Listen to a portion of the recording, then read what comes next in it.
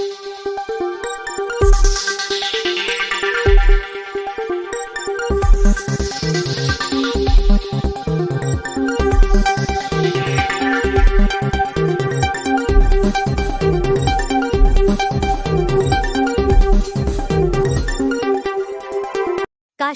पोलिसांनी कार मालकाला बोलावून लेखी पत्र देण्यास सांगितले।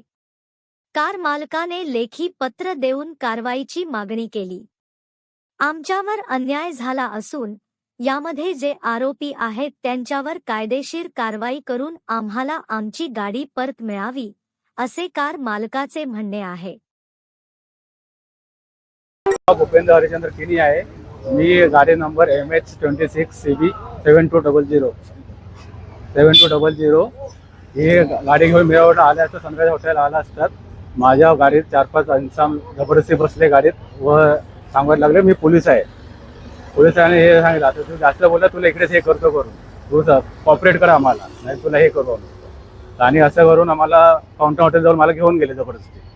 फाउंटन हॉटेल थांबून आणि माझा मोबाईल वगैरे घेतला आणि ओनरला फोन लावायला सांगितला आणि ओनरशी चर्चा करून काय बोलले माहीत नाही आणि मला 1 तास थांब बोलले आणि तिथपर्यंत बोललं काहीतरी खाऊन घेऊया। तर मला हॉटेलमध्ये जबरदस्ती घेऊन गेले, जेवण वगैरे घेतलं आम्ही आणि माझा बिल भरायला सांगितलं आहे आणि नंतर बाहेर आल्यानंतर त्याने बोललं आता तू इकडे थांब करून आम्ही तुझी गाडी घेऊन जातोय, तुझ्या ओनरशी बोलतो आम्ही आणि गाडी उचलून घेऊन जातो।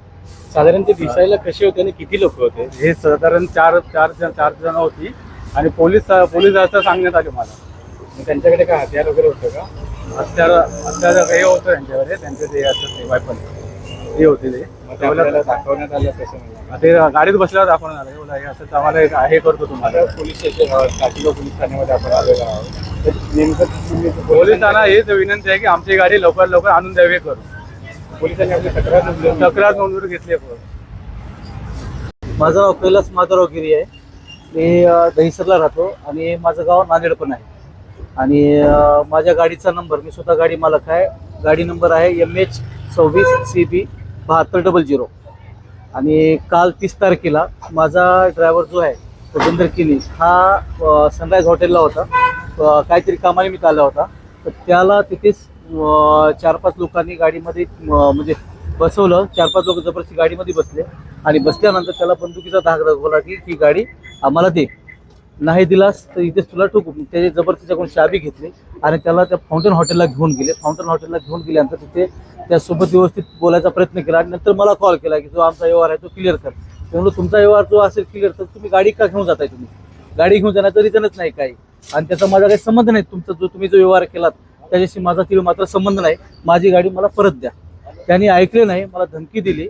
धमकी दिल्यामुळे धमकी अशी दिली की तू कोर्टात जा, कोर्ट आमचंच आहे, पोलीस स्टेशनमध्ये जा, पोलीस स्टेशन आमचंच आहे आणि कोण्या आमदार मंत्री संत्रीला कोणाला कॉल कर, मुख्यमंत्री उपमुख्यमंत्री सगळे आमचेच आहेत, अशा भाषेमध्ये त्यांनी धमकी दिली। त्यांच्यासोबतचा जो वकील होता आणि जो गाडी घेऊन जाणार होता त्याने स्पष्ट भाषेत सांगितलं की तुम्ही आम्हाला येऊन भेटा।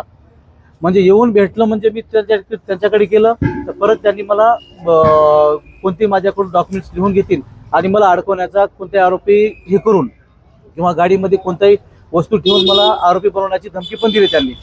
त्याच्यामुळे मी तुरंत माझ्या ड्रायव्हरला सांगितलं तुम्ही जा आणि पोलीस कंप्लेंट करा। ड्रायव्हर ज्यावेळेस पोलीस स्टेशनमध्ये गेला त्यावेळेस ड्रायव्हरने सांगितलं की ड्रायव्हरला पोलीस ऑफिसरने म्हटलं की ओनरला घेऊन आम्ही कंप्लेंट करू।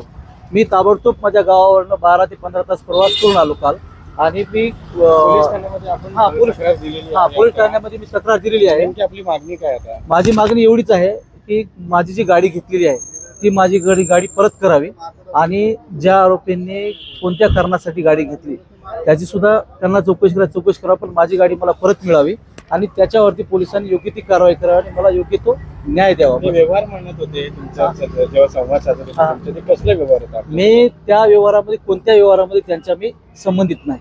पैशाचा व्यवहार म्हणतात त्यांनी 10-15 लाख रुपयाचा काय आहे तो, पण त्याच्याशी माझा काही तिळमात्र संबंध नाही।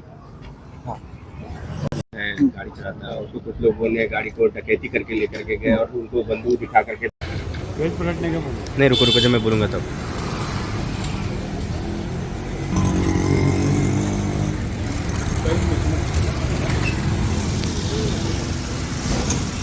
पन्ना पलटो,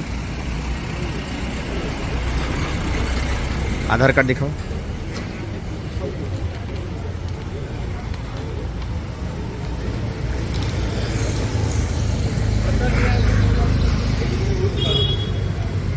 सामने देखो कैमरा।